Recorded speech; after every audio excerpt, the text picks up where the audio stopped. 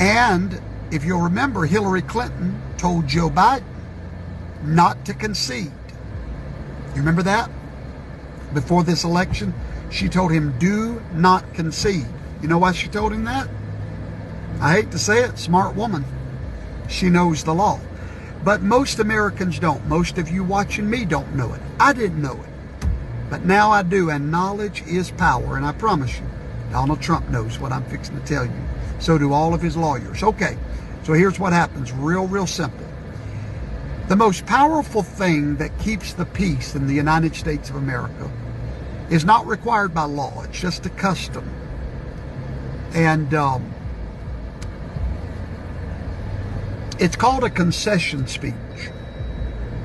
We've been doing it for a long time, but there's no law that requires a concession speech. However, it does aid in the peaceful transfer of power. So normally when a presidential candidate is in a fight for the presidency, it's a powerful position. It's like a throne, a king fighting for his throne. He has supporters. And those supporters are literally ready to fight, if you will, for their guy. Hey, that's just the way it works, folks. It's been that way since the dawn of time. At the moment of the concession speech is when those people that support this guy are pretty much given the green light to simmer down, go back home. It's all over. It's a surrender. It's a white flag of surrender. But it is not required in the Constitution. It's simply a custom. It's a wonderful custom.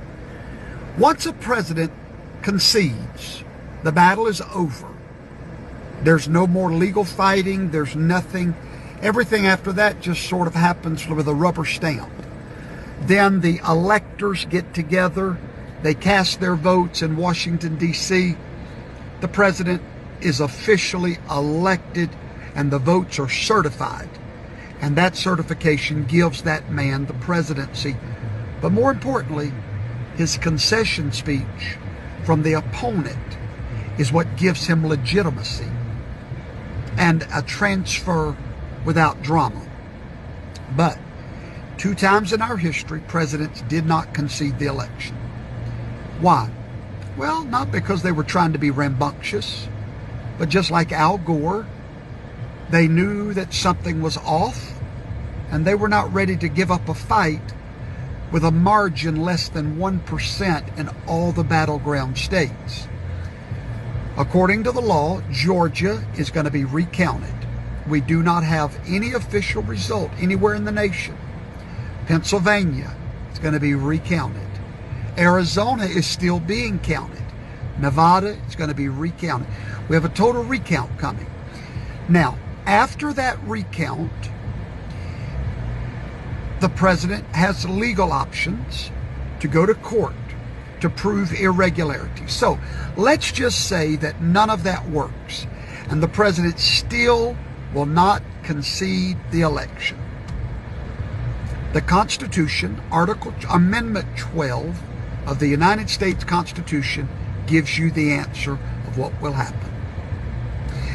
If they cannot rule on it in the court and he does not concede and there's no certification of an undisputable majority, then we go to the House of Representatives. When we get to the House of Representatives, there are 475 members of that House. The election is null and void at that point. It's like it never happened. The numbers do not matter any longer. This has happened twice in history. I got a feeling it's fixing to happen again. At that moment, the election becomes obsolete, and now the president will be elected by the Congress, the House of Representatives. Now, immediately, that strikes fear in the heart of a conservative, because guess who controls the House? The Democrats. But not so fast. The Constitution goes on to say in that article that each state in the Congress gets 1 vote, not each representative. Each state gets 1 vote for the president. Well, there are 50 states in the House. Of those 50, 37 are Republican. At that moment, a Republican Congress will officially, constitutionally vote in the next president. Why do you think Donald Trump has not conceded? He knows these things that I'm telling you. He understands that there was illegitimate votes cast. He understands that votes are still going on. Now, he may get tired of the fight. I don't know. I don't think he is, though. But he does have a constitutional remedy to his dilemma. This is going to be interesting to watch. But remember, Hillary Clinton told Joe Biden, do not concede no matter what. Now, why did she tell him that? Because she knows what I'm telling you. And so, Joe Biden has won a few battleground states with less than 1%. Those are automatic recounts. We will not have a winner till we have a certification. If we can't get a certification that's not contested in the courts, it will go to the House of Representatives just before Inauguration Day. Now you might know why the Panther is getting real quiet in the background, waiting for the attack. I'm not saying that's how it's going to go, but the Constitution foresaw this. The Constitution made a way for an illegitimate election to be overturned in the House of Representatives. So class is dismissed, and now you know the truth.